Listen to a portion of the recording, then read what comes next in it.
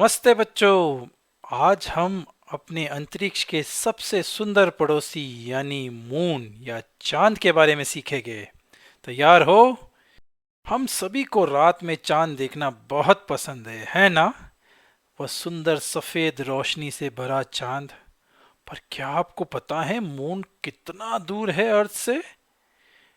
Moon earth से 3,84,400 kilometres की दूरी पे है, यानी बहुत बहुत दूर है ना। फिर भी मून को हम अपने सबसे पास का पड़ोसी कहते हैं अंतरिक्ष में। तो मतलब सोचो कि स्पेस यानी अंतरिक्ष कितना विशाल होगा। मून धरती के आजू बाजू एक गोलाकार रास्ते में घूमता रहता है जिसे ऑर्बिट कहते हैं। मून को अंदाजन 28 डेज लगते हैं अर्थ के आजू बाजू घूम के उसी जगह पे आने में जहां से उसने घूमना शुरू किया था। इस पूरे चक्कर को मून का रिवॉल्यूशन कहते हैं, यानी मून अर्थ के आजू बाजू रिवॉल्व कर रहा है। पर क्या आपको एक इंटरेस्टिंग बात मून के बारे में पता है? मून की खुद की कोई रोशनी नहीं होती। तो मून की वह वाइट लाइट जो हम हर रात को देखते हैं वह कहां से आती है? वह लाइट और कुछ नहीं, सन से आने वाली लाइट का रिफ्लेक्शन है। यानी सन की रोशनी मून के ऊपर गिरती है और मून उसे रिफ्लेक्ट कर देता है, यानी परिवर्तित कर देता है, और वह लाइट हम रात को अर्थ से देखते हैं। है ना गजब की बात? क्या आपने हर रात चांद को ध्यान से देखा है? क्या वह रोज एक समान दिखता है? नहीं, मून का आकार हर रोज थोड़ा थोड़ा बदलता रहता है। ऐसा क्यों? मून का आकार उस चीज पर निर्भर करता है कि उस पर सन की कितनी रोशनी पड़ी। अगर एक भाग पर रोशनी पड़ रही है तो वह भाग हमें अर्थ से दिखाई देगा और बाकी भाग नहीं दिखाई देगा। इसे मून के अलग अलग फेजेस कहते हैं। चलो इसके बारे में सीखे। मून का वह भाग जो अर्थ के सामने होता है, जब उस पर सूरज की कोई रोशनी नहीं पड़ती तो वह अर्थ से दिखाई नहीं देता और उसे न्यू मून यानी नो मून कहते हैं।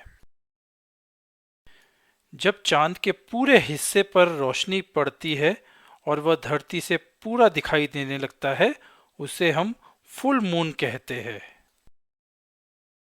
और यह मेरा सबसे प्रिय चांद है। कितना सुंदर है। जब चांद के थोड़े से भाग पर सूरज की किरणें पड़ती है तो हम इसे इस रूप में देख पाते हैं। इसे क्रिसेंट मून कहते हैं। ऐसा लगता है जैसे कोई परी चांद पर बैठकर हमारी तरफ देख रही है ना? चलो अब ये जानें कि ये डिफरेंट फेजेस कैसे होते हैं। ऐसा कैसे है कि कभी कभी चांद पर थोड़ी रोशनी पड़ती है और कभी पूरा की पूरा चांद हमें दिखाई देता है। चांद को धरती के आजू बाजू घूमने में अंदाजन 28 दिन और प्रिसाइजली 27 दिन, 7 घंटे और 43 मिनट लगते हैं। और इसी घूमते समय मून अलग अलग फेजेस के थ्रू जाता है, जैसा कि हमने देखा न्यू मून, फिर crescent moon, full moon, crescent moon और फिर से न्यू मून।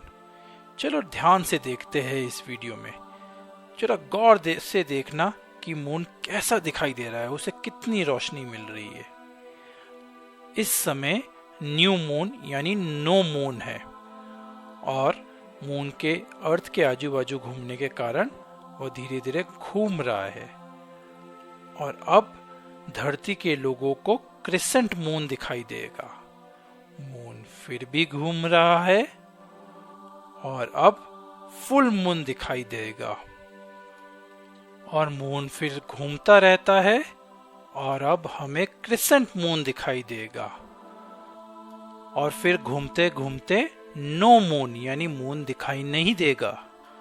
तो मून के अर्थ के आजू बाजू घूमने के कारण कभी कभी पूरी की पूरी सूरज की रोशनी मून से रिफ्लेक्ट बैक हो जाती है और कभी बिल्कुल भी नहीं, इसी के कारण मून के डिफरेंट फेजेस होते हैं। है ना गजब की बात।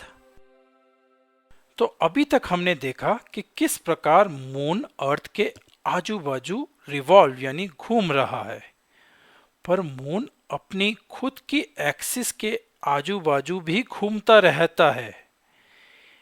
एक इंटरेस्टिंग चीज बताता हूं मून के बारे में।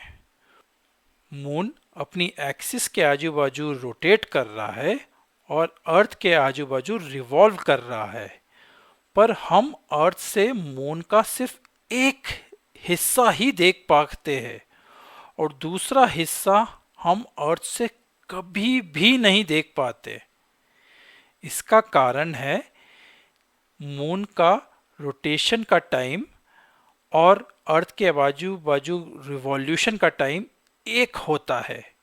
इसके कारण जब तक मून का एक हिस्सा अर्थ के सामने होता है और घूमने के कारण जैसे ही दूसरा हिस्सा सामने आ जाता है, मून एक नई पोजीशन पे आ जाता है और इसलिए हमेशा अर्थ के सामने एक ही हिस्सा दिखाई देता है।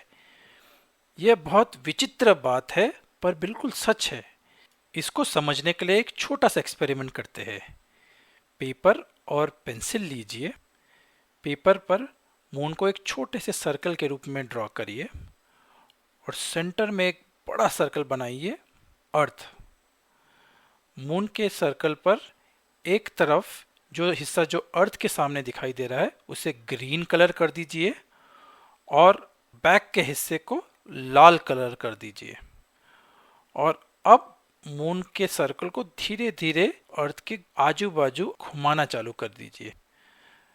आप देखेंगे कि जैसे ही आप मून को घुमाने लगते हैं अर्थ के आजू बाजू, तो जो मून का ग्रीन कलर का जो हिस्सा है वह अर्थ से थोड़ा दूर चला जाएगा और लाल रंग का हिस्सा आने लग जाएगा, क्योंकि अपन जो अभी तक कर रहे हैं उसमें मून को सिर्फ रिवॉल्व कर रहे हैं, उसको रोटेट नहीं कर रहे हैं। पर सच्चाई में तो मून रोटेट भी होता है और रिवॉल्व भी होता है। तो अब अपन एक काम करते हैं, घुमाते घुमाते मून को लिटिल रोटेट भी करेंगे, इस तरीके से कि हमेशा ग्रीन साइड ही अर्थ की तरफ फेस करे। तो जैसे जैसे मून रिवॉल्व हो रहा है, मून को थोड़ा थोड़ा रोटेट भी करते रहिए। सिर्फ इस बात का ध्यान रखें कि ग्रीन हिस्सा ही अर्थ के सामने है और लाल हिस्सा कभी नहीं आ पाता है। अगर आप ये एक्सरसाइज करते रहेंगे तो आप पूरी की पूरी एक रिवॉल्यूशन मून का ख़त्म कर देंगे और पूरे समय सिर्फ ग्रीन हिस्सा ही दिखाई देगा और लाल हिस्सा नहीं दिखाई देगा। तो जैसा कि हमने देखा, मून को घूमने में अर्थ के आजू बाजू अंदाजन 28 दिन लगते हैं। मून की खुद की कोई रोशनी नहीं होती है, पर वह बहुत ही सुंदर सफ़ेद लाइट से भरा लगता है, जो कि अपना कलर या शेड हर रात को बदलता है ना गजब की बात मून के बारे में। आज के लिए इतना बच्चों, फिर मिलेंगे, बाय बाय।